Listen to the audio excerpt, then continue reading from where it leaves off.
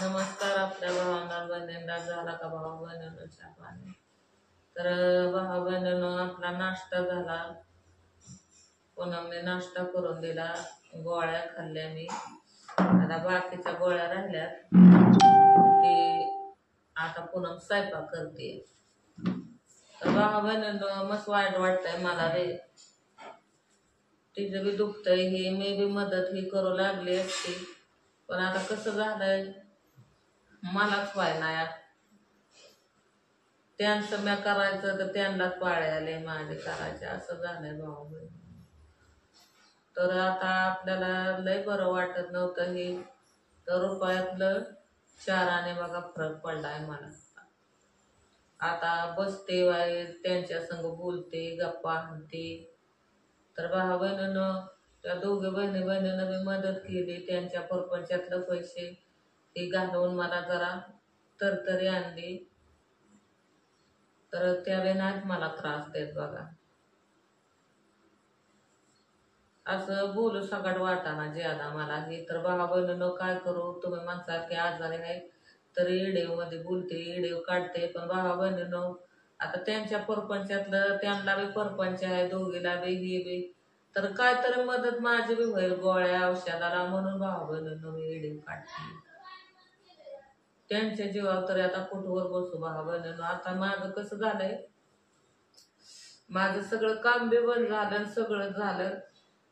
आणि ज्या आजाराची भीती होती की ज्या आजाराला लय पत्ते पाळायला लागते, ज्या आजाराला लय सगळं करायला लागतंय, तीच भावा बहिणीनं माझ्या नशिबाला येऊन बसलं. म्हणून एक त्या चिंतेत मी आहे की दुसरा कुठलं बी असावं, काय बी व्हावं, पण भावा बहिणीनं ते शुगरचं दुखणं म्हणल्यावर त्याला लय पत्ते पाळायला लागतात, लय हे करायला लागतं, लय सगळं व्यवस्थित करायला लागतं. त्या चिंतेत बघा इतकं माझं डोकं टेन्शन मध्ये आहे ना, तर मापाच्याच बाहेर.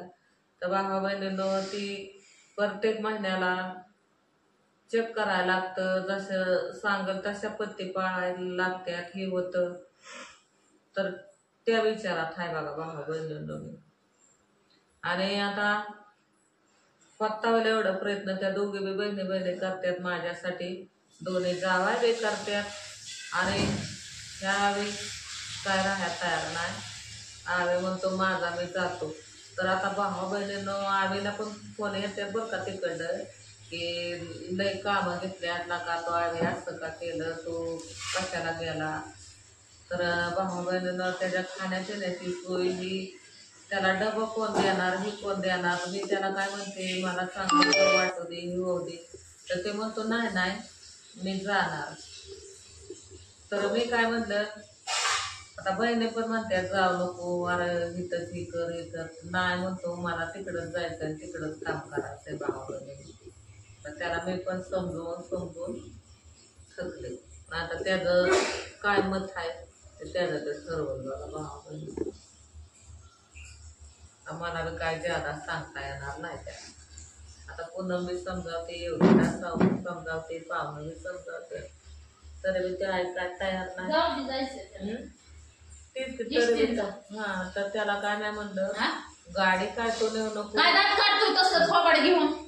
गाडी काढतो नेऊ नको म्हणलं, इष्टीनं जा. गाडी इथं लावून ज्या वेळेस सगळं गाडीचं क्लिअर होईल त्यावेळेस म्हणलं बघू. आता म्हणलं मी पण तिथं नाही, मी इथं राहणार नाही तोपर्यंत.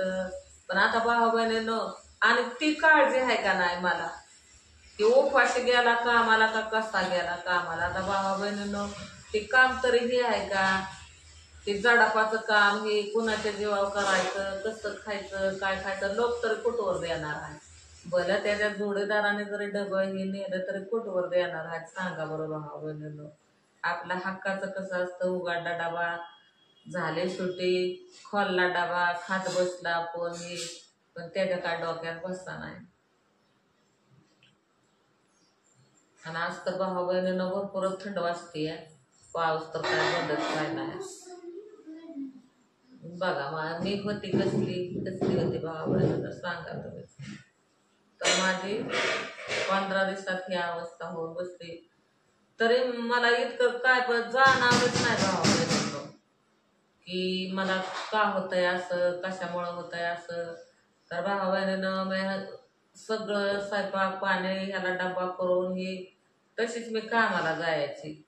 आणि असा पडता पाऊस हे असला तरी ही भाऊ बहिणीनं तुम्हाला दाखवलंच कसलं मी काम करत होती, कसल्या गावतात ही.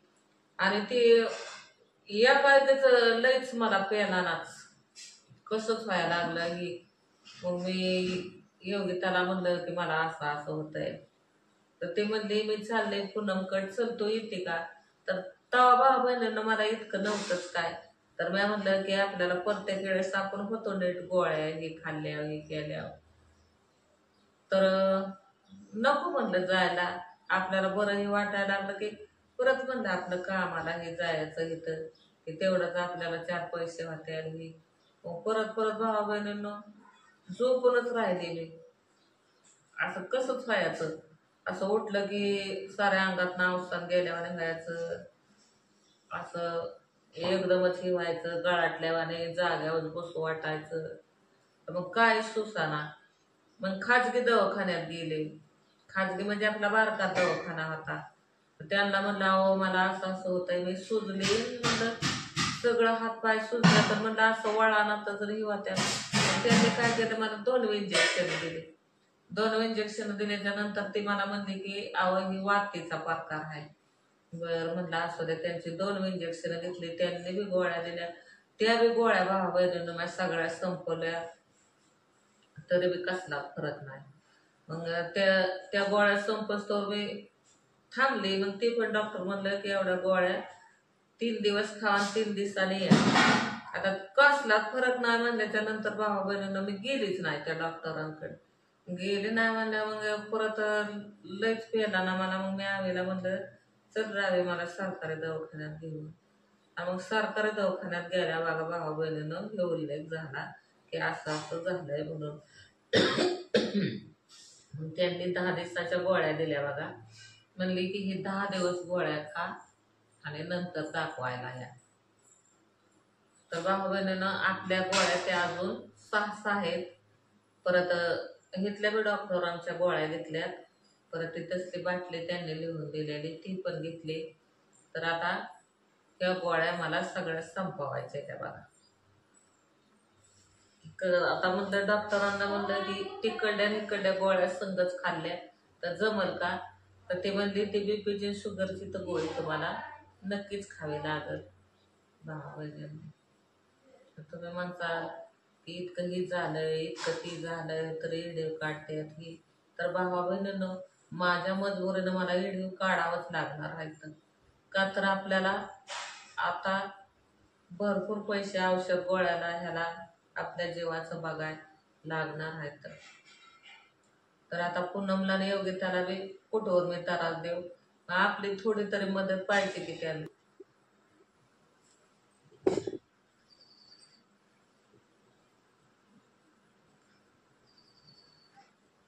आता भावा बहिणींनो आता मस्त म्हणतात तू इथं थांब. इथं थांबून तरी मी काय इथं मी करायचो या. मला काय हप्त्याचं बी लागतं बघा भावा बहिणींनो. आता मान्य नाही मी का मी आता मान्य नाही बरं का. तिकडे मी नुसतं हिंडतोय पण मी मोकळ्यात म्हणजे कुठे हिंडत नसतो भावा बहिणींनो. आता मी इकडे आल्यापासून मला लिहाय आलता फोन कुठं आहे तू इकडे काम घेतलंय म्हणजे आमचं म्हणजे एकटीच आहे बघा भाऊ बहिणींनो. आमच्या जवळच्याच आहे मिस्टर आहे. त्यांचं पण आलता म्हणलं तू कुठं आहे. म्हणलं आयला घेऊन इकडे आलोय नगरला. ते म्हणलं इकडे कधी यायचं आहे. त्यांना म्हणलं भाऊ बहिणींनो आता काय आता नेट होती कधी काय माहिती म्हणलं जाऊ दे म्हणलं भाऊ बहिणींनो. त्यातला म्हणलं तिकडे येतो मी. काय भाऊ बहिण आपलं आता काय डब्यापासून आपण का आपलं काय नडतंय का काय ना काय आपण काय ना काय आपण करतोच की.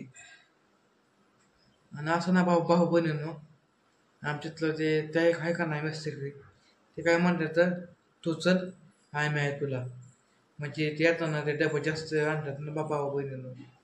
डबे जास्त आणतात ते, म्हणजे भाकरी भाजी त्यातलं माहिती आहे ना, मग त्यातलं आधीपासून माहिती आहे माझं असतं ते, म्हणजे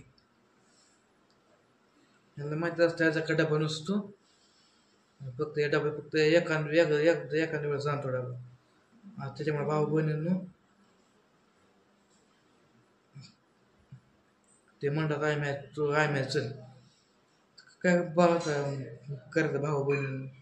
अजून 3 वर्ष मला गाड्याचा हप्ता फेडायचे आहे, 3 वर्ष. असं इथं बसून अजिबात म्हणजे हप्ता जाणार नाही तर जायचं आपलं आपल्या गावाला. इथं काय आहे भाऊ बहिणी, राहून राहून तुम्ही एक दिवस 1.5 दिवस इथं राहू आपल्या ते आपल्या भाऊ बहिणी जाऊ द्या. त्यांना म्हणलो तिकडे येतो मी, त्यांच्याबरोबर आपलं जायचं कामाला भाऊ बहिणींना तिथं आपलं मस्तपैकी तिथं काम करायचं. आपल्याला काय जमत नाही का ना स्वयंपाक पाणी करायचं, ते बी शिकायचं भाऊ बहिणीनं का नुसता भात शिजवायचा मीठ टाकून पाणी उकळून आणि चटणी भर न्यायचा भाऊ बहिणीनं.